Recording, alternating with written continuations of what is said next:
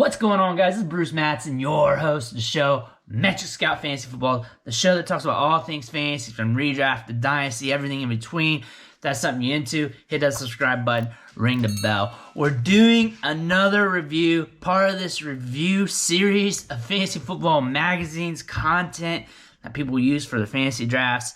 It's June. A lot of these are coming out, which means that a lot of fantasy gamers are going to be picking these magazines up at newsstands, sifting through them during vacations, grabbing them for their drafts, and whatnot. Today, I'm going to be covering the Anthlon Sports Fantasy Football 2021 magazine, the one with Patrick Mahomes on the cover.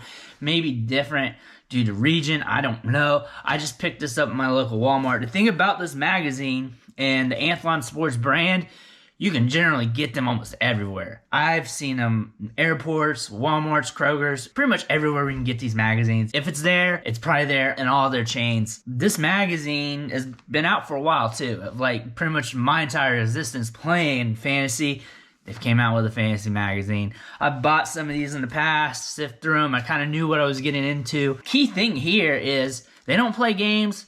Page 7, they're already getting into the cheat sheet. So if you're just grabbing a magazine to go to your draft with and you don't have a cheat sheet and you wanted to get one real quick, you can always stop and get one of these guys and you're good. Page 7, you turn to it and the cheat sheet's colorful. Let me turn to that real quick. They got two cheat sheets. One for just straight redraft and the other one with redraft with IDP. So it's colorful. It's got these boxes that you check when you check out the player. Pretty much your standard cheat sheet.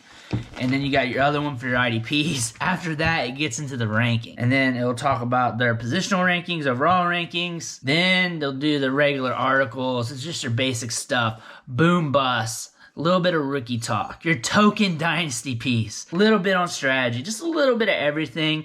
And then they get in the sections where they go by position, the groups of quarterbacks, wide receivers, running backs, and they go player by player. Here, they go a little bit more depth about the players, but when they talk about these players, my biggest gripe is they don't go into detail about the advanced metrics. You get a paragraph about yay big, maybe 3 or 4 sentences on each player, basic stats from the last 3 years, and just a basic take. So you're not really getting much information. Really, from what I see from this magazine, the most important aspect about this is the cheat sheet, because it's easy to get to. It's up front. You know where it's at. It's colorful. It marks really well. It's just your basic flat-out cheat sheet, but you can get those free online. And it makes sense. It's not horrible. It's all right. But you can get those free on the internet, so I don't understand the purpose of really buying it. Another good spot in this magazine is in the back where they go team by team. And I like the team by team perspective. They go over the team schedule. They go over some storylines of the team for the year, last year's stats, projections, rankings for last year, bounce back players, sleepers, rookies, their rookie class. This magazine's very redundant though. So it's very redundant on the aspect of their rankings. First, it starts off with their cheat sheet, which is pretty much their rankings, but with a checkbox. Then it goes into their positional rankings and overall rankings, which is just their cheat sheet, just split up different. Then some articles, and then we go into their positional groups talking about the players, which is based off their rankings and even prefaced by their positional rankings. All in all, when it comes to this magazine, I won't go out of my way to buy it again. I honestly haven't really went out of my way to buy it since my first couple of times getting it back in the day. But it's just something that sometimes ends up into your cart when you're at the store. It just ends up in there next to the watermelon, next to the Gatorades. You just toss it in. It's around $10, so not a bad price point, average. Something physical you can get, an extra read, something to sift through, something probably decent for an airplane, whatever.